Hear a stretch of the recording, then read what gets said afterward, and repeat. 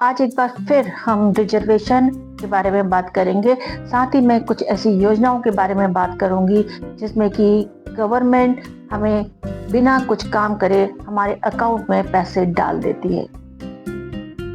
क्या आप ये बता सकते हैं कि कोई भिखारी कब तक भिखारी रहता है? अजीब सवाल है ना? भिखारी तो भिखारी होता है और मरने तक भिखारी ही रहता है। गलत जवाब है ये। भिखारी तब तक भिखारी रहता है जब तक कि वो भीख मांगता रहता है, और जिस दिन उसने हाथ फैलाना बंद कर दिया उस दिन के बाद वो भिखारी भिखारी नहीं रहता। सबसे पहले तो ये जो वर्ड मैं यूज़ कर रही हूँ भिखारी, उसके लिए मैं आपको बता दूँ कि मेरा उद्देश्य ना तो किसी की इंसल्ट करना है, ना ही मैं किसी व्यक्ति विशेष को बोल रही हूँ। सरकार की तरफ से ऐसी बहुत सारी योजनाएं चलाई जाती हैं जिसमें कि व्यक्ति को काम नहीं करना पड़ता और सीधे उसके अकाउंट में पैसे आ जाते हैं। जैसे कि अगर कोई व्यक्ति पोस्ट ग्रेजुएट है और उसको बेरोजगार है, तब गवर्नमेंट उसको 3000 रुपीज़ उसके अकाउंट में डाल देती है। या कोई डिप्लोमाधारी है और बेरोजगार है, तब गवर्नमेंट उसको 1500 रुपये देती है बिना कुछ काम करे। इसी तरह से मध्य प्रदेश में लाडली बहना योजना, जिसमें बहनों को कोई काम नहीं करना पड़ता, उनके अकाउंट में पैसे आ जाते हैं।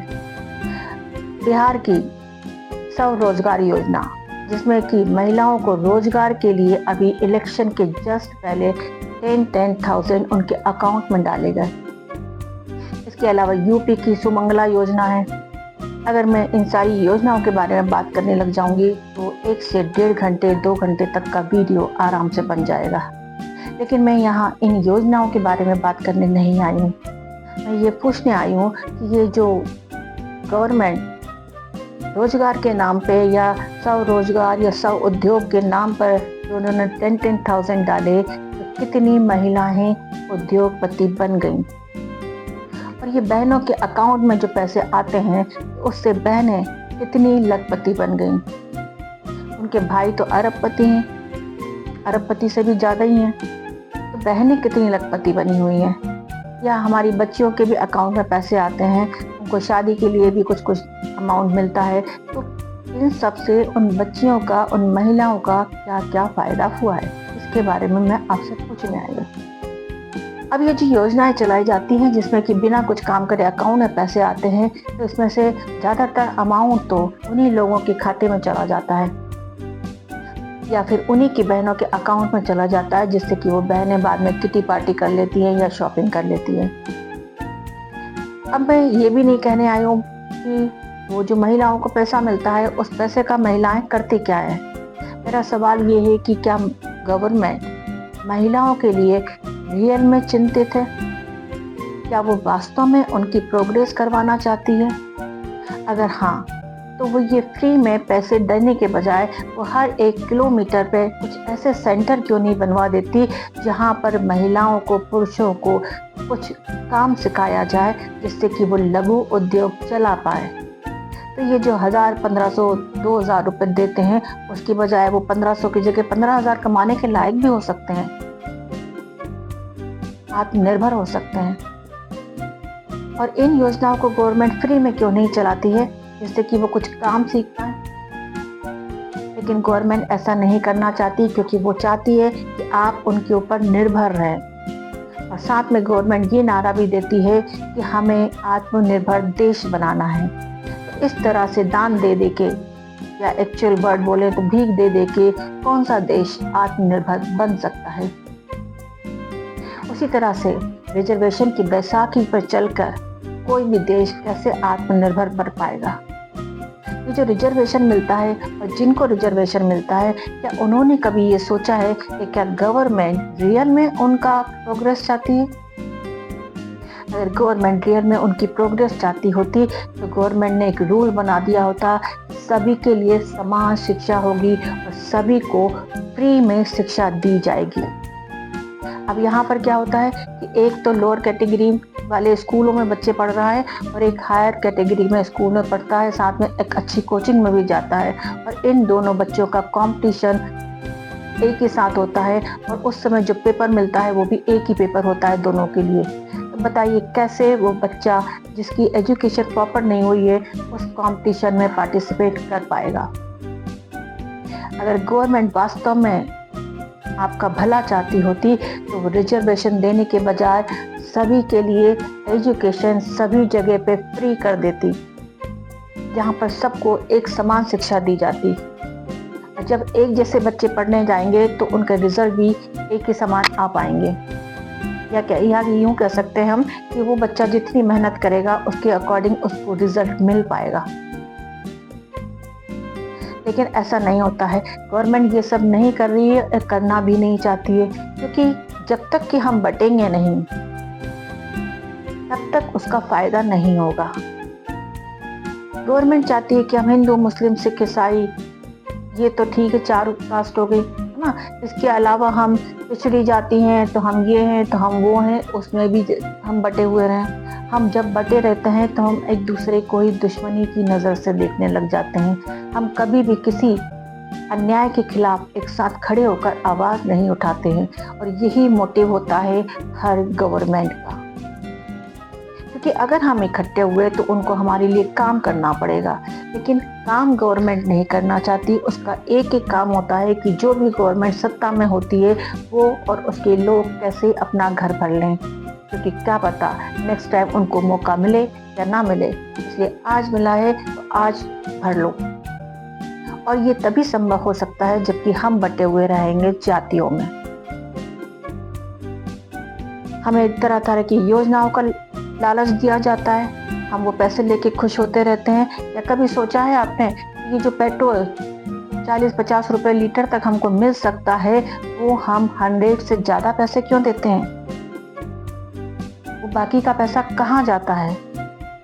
ये स्टेट गवर्नमेंट को चला जाता है हमारी प्रोग्रेस के लिए। तो कौन सी प्रोग्रेस हमारी हो रही है? एजुकेशन का हम देते हैं और उस पर टैक्स भी हम देते हैं। जब कोई गाड़ी वाड़ी खरीदते हैं हम, तब हम रोड पर उतारने के पहले रोड टैक्स देते हैं, इसके बाद भी हम टोल टैक्स देते हैं। हम सिर्फ टैक्स देते हैं। मिडिल क्लास फैमिली की बात कर रही हूँ। और जो अपर क्लास के हैं वो तो कोई टैक्स नहीं देते हैं, क्योंकि उन्होंने फार्म हाउस बनाए हुए हैं, उस पर कोई टैक्स नहीं लगता हुआ है। वो जो भी प्रॉपर्टी लेते हैं वो लोन पे होती है, उस पर टैक्स नहीं लगता है। वो किसान नहीं है लेकिन फिर भी किसानी वाली ज़मीन लेकर उस पर अपने आप को किसान घोषित कर देते हैं, और उस ज़मीन पर भी कोई टैक्स नहीं लगता। आराम से वो करोड़ों की ज़मीन का खरीद फरोख्त करते रहते हैं विदाउट एनी टैक्स। और ये सब हमारे सामने ही होता रहता है, क्योंकि हमें तो बस 2000 रुपये हमारे अकाउंट में आ गए तो इससे हम बहुत खुश हो गए, हमें रिजर्वेशन मिल गया, हमारे बच्चे को जॉब मिल गया, इससे हम बहुत खुश हो गए। लेकिन ये थोड़े थोड़े से टुकड़े डाल रहे हैं जो, क्या यही हमारी नियति है? हम अपने आने वाली पीढ़ी को यही देखे जाएंगे कि हम भी भिखारी हैं, तुम भी भिखारी बनो? हम बैसाखी पे चल रहे हैं, तुम भी बैसाखी पे चलो? क्या आपको नहीं लगता है कि आपने जो भुगता है वो आने वाली पीढ़ी को ना मिले? उसके लिए हम लोगों को भड़काया जाता है। एक मूवी है आरक्षण, जो कि अमिताभ बच्चन उसमें लीड रोल कर रहे हैं, वो आप सभी को ज़रूर देखना चाहिए। वो मूवी कभी भी आती नहीं है, दिखाई नहीं जाती किसी भी चैनल पर। उसका पर्पस भी है, उसमें क्लियरली दिखाया गया है कि हमारे बीच में ये जो डिस्टेंस हुआ है, ये कास्ट की जो कि तुम पिछड़ी हुई जाति के हो, तुम नीची जाति के हो, हम ऊंची जाति के, इस तरह का ये जो डिफरेंस अभी तक आज की डेट तक बना हुआ है, उसका कारण क्या है?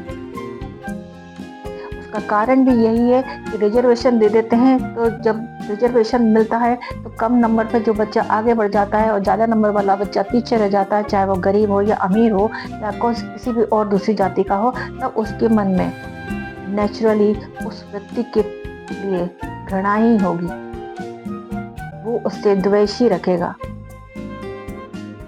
और ये सब चीज़ें हमारी गवर्नमेंट को पास नहीं आएंगी अगर ख़त्म हो जाएंगी। तो जब हम एक हो जाएंगे तो हम अपने लिए बोलने लग जाएंगे। हम सब एक नुकसान, सभी का नुकसान हो जाएगा। लेकिन यहाँ पर अगर ऐसा हुआ तो गवर्नमेंट की प्रॉब्लम हो जाएगी। वो वाली स्टोरी आपने सुनी होगी ना, एक चूहा, कबूतर और एक मुर्गा, तीनों फ्रेंड थे आपस में। चूहा भी घर से ला के कुछ कुछ खिलाता रहता था सबको, सबकी दोस्ती बढ़िया चल रही थी। लेकिन एक दिन चूहे ने बोला कि अरे मेरी तो परेशानी हो रही है, जो मकान मालिक है मेरा वो पिंजरा लेके आया है, अब वो मुझे पकड़ेगा और मार डालेगा। तो इस पे जो मुर्गा था और कबूतर था, उन लोगों ने उसका मजाक उड़ाया कि अरे तू तो मरेगा, हमें क्या, हम तो उड़ते रहते हैं। तो ठीक है, वो चूहा मर गया एक दिन। अब लेकिन सडनली जो घर का मालिक था उसको पैरालिसिस हो गया।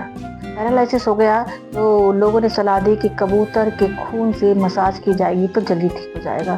तो कबूतर कौन आया? वही कबूतर आया। उस कबूतर को मारा गया, उसके खून से मालिश की गई और थोड़े दिन के बाद जब वो व्यक्ति ठीक हो गया तो पार्टी मनाई गई। पार्टी में कौन सा मुर्गा कटा? वही मुर्गा कटा।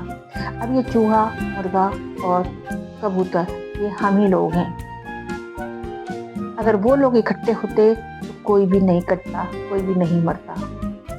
हम लोग भी आज कटे हुए हैं, बटे हुए हैं, इसलिए हम हमेशा मरते ही रहेंगे। मेरा आपसे सिर्फ इतना ही कहना है कि ना ही भीख लीजिए, ना ही बैसाखी पे चलिए, मना कर दीजिए उनको, उनसे अपने हक की बात करिए। जो आपका हक है, जो बेसिक नीड्स है, वो आपको मिलनी ही चाहिए। एक कोई पेड़ अगर कोई सहारा लेके ऊपर चढ़ता है या कोई पेड़ नीचे जमीन पर रेंग के चलता है तो हम उन्हें क्लिम्बर और क्रीपर की कैटेगरी में रख देते हैं, हम उन्हें बिग ट्री नहीं कहते हैं।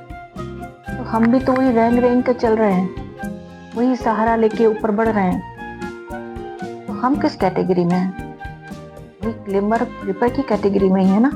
तो वो चाहते भी नहीं है कि हम बिग ट्री बन जाएं। बिग ट्री बन जाएंगे तो हम दूसरों को छाया देने के लायक तो हो जाएंगे, लेकिन वो छाया उन लोगों को रास नहीं आएगी। अगर आप लोग इसके लिए तैयार नहीं हैं, तो फिर जो आपके लिए आपत्तिजनक वर्ड यूज होते हैं, आप उसको सुनने के लिए भी तैयार रहिए। उनसे आपका कोई ऑब्जेक्शन नहीं होना चाहिए, क्योंकि कोई भी व्यक्ति एक बार में एक ही हाथ से लड्डू खा सकता है, दोनों हाथ से लड्डू तो कोई भी नहीं खा सकता।